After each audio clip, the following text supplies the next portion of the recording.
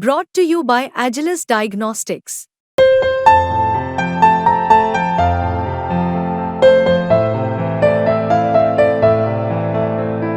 Agilus Diagnostics. अगर आप share बाजार की नज़र से देखें तो ये पिछली सदी की सबसे बड़ी स्टोरी है। हालांकि कंपनी सिर्फ 47 साल पुरानी, क्यों एजीएम पब्लिक होने के बाद से ये 47वीं एजीएम होने जा रही है।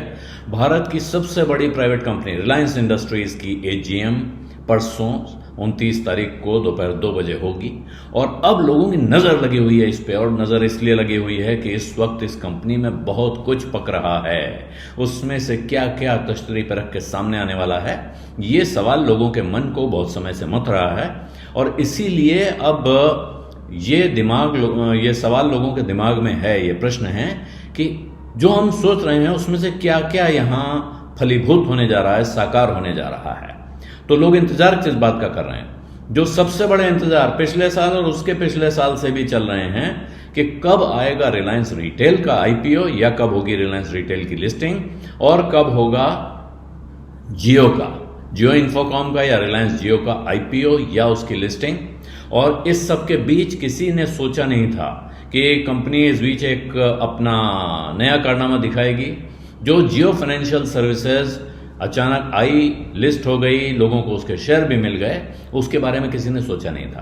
तो अब लोग ये भी सोच रहे हैं कि कहीं ऐसा ना हो कि मुकेश अंबानी की झोली से कोई ऐसा ही नया कारनामा निकल के आ जाए।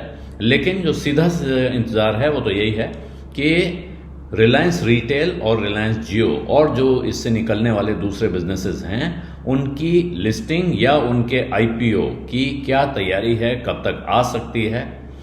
और साथ में अब जो रिलायंस ने नए कारोबार शुरू किए हैं उस पर अपडेट का इंतजार कर रहा है बाजार। सोलर सेल और मॉड्यूल मैन्युफैक्चरिंग का जो प्लांट रिलायंस की तरफ से आने वाला है, और एक और चर्चा है, बड़े जोरों पे है कि रिलायंस वापस क्विक कॉमर्स के कारोबार में दोबारा बड़े पैमाने पर एंट्री करने की तैयारी कर सकता है।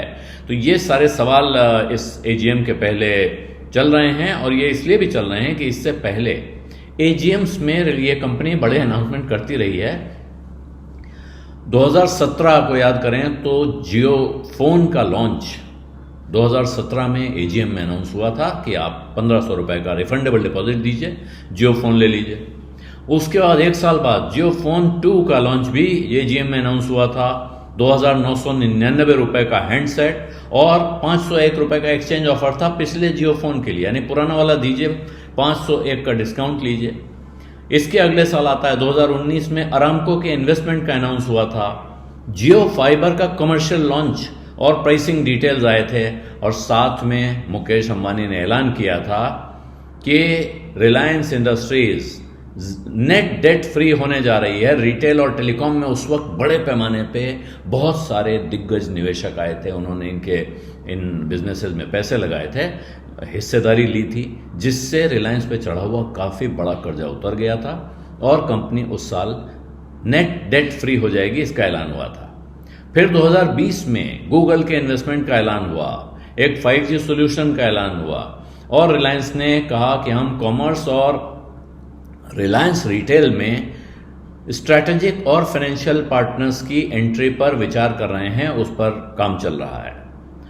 2021 तो बहुत दूर की बात नहीं है, याद होगा न्यू एनर्जी का ब्लूप्रिंट आया था, 75,000 करोड़ रुपए के इन्वेस्टमेंट का ऐलान हुआ था। उसके साथ जियोफोन नेक्स्ट का लॉन्च हुआ और कहा गया कि रिटेल अभी नए कारोबार फैलाता रहेगा, एक्विजिशन जारी रखेगा और अगले 3 से 5 साल में हर साल 3 गुना होता रहेगा। इसके बाद 2022 में कंपनी ने 2 लाख करोड़ रुपए का इन्वेस्टमेंट 5G के लिए और रिलायंस रिटेल की एफएमसीजी कारोबार में एंट्री का ऐलान किया, और साथ में उन्होंने एक रिन्यूएबल ट्रांजिशन का रोड मैप भी दिया जिसमें केपेक्स और कमीशनिंग की टाइमलाइन भी शामिल थी। अब आया पिछले साल का सबसे बड़ा ऐलान था 5 ईयर सक्सेशन रोड मैप कि मुकेश अंबानी के बाद ये कारोबार, इसका कौन सा हिस्सा कौन कैसे कैसे चलाएगा। बच्चों के बीच में उनकी जिम्मेदारियां बांटी गई और कहा गया कि इनको देखा जाएगा, और अब नई पीढ़ी के हाथों में कमान जा रही है और वक्त है कि पुराने लोग अब कुछ और करने की सोचें। और जियो एयर फाइबर भी कमर्शियली लॉन्च हुआ था। इन सब बड़े बड़े ऐलानों के साथ आपको याद होना होगा कि जो कंपनी अपने बोनस का अनाउंसमेंट करती रही है पीछे, वो भी इसी तरह एजीएम में ऐलान होता है, उसके बाद उसको ऑपरेशनलाइज किया जाता है। इसलिए एजीएम को बहुत ध्यान से देखा जाता है, सुना जाता है कि वहाँ चेयरमैन क्या कहने जा रहे हैं।